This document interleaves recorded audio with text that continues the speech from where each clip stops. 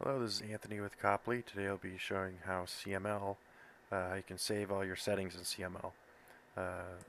So we have a BEL, and in any Copley drive we have RAM and flash parameters.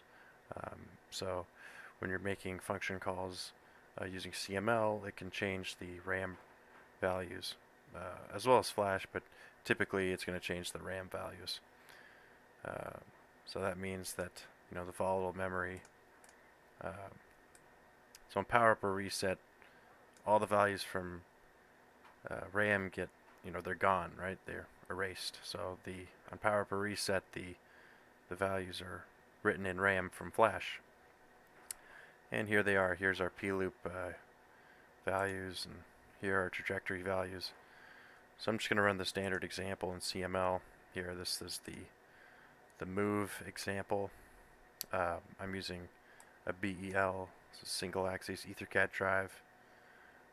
So I just comment out that use CAN lines because I'm not using CAN, and then I set the node ID to -1, and then I specify the IP address of the adapter connected to the drive, and that's it. It should, right now it's doing init, initialize the network and the amplifier, and now it's right here, this printf.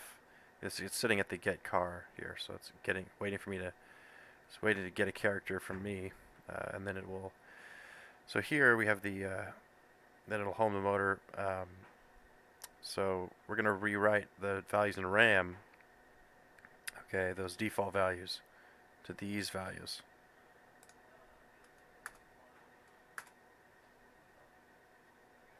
And so it's waiting for the home to finish. It won't finish because I don't have an index, so I'm going to change this to none, and then we should be okay. Actually, I might have to redo that. I have to rebuild the project. But yeah, so if you don't have an index, you can't home to an index, so you have to use a different homing routine. So I do the set current position as 0. This is the homing routine I'm using now. And okay, hit return to home.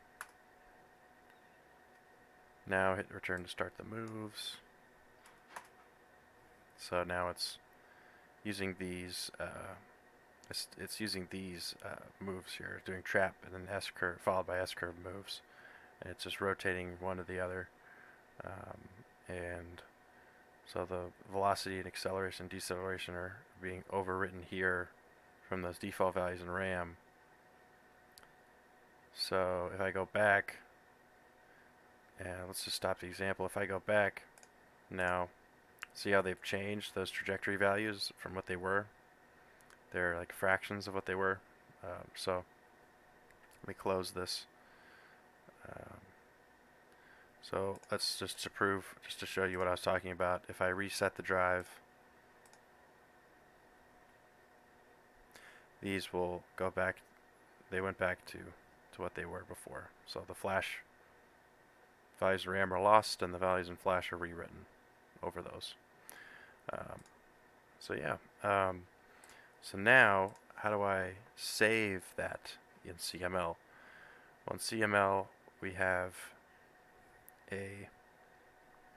right here some lines that you can write. This is an AmpConfig, so it gets all the values in flash, right? All your flash settings, and it'll save them to this AmpConfig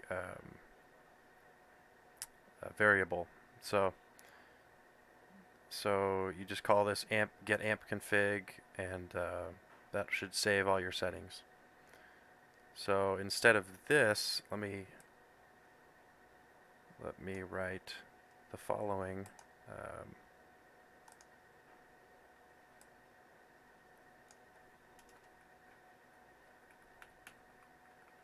So here we're going to call the method that's already in the drive.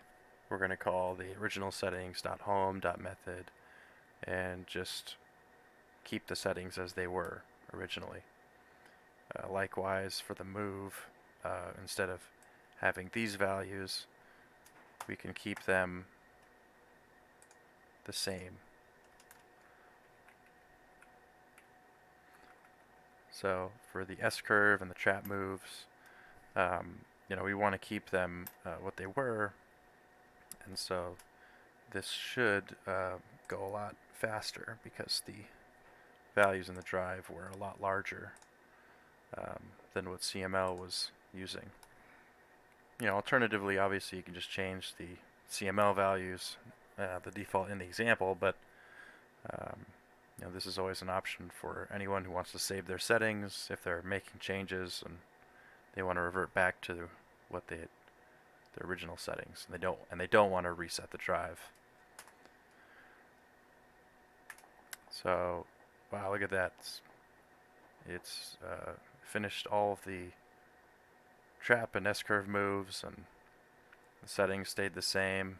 So, yeah, so that's how you would keep your settings and have a variable store them for you, and you can call on them in CML. So, yeah, hope this was helpful.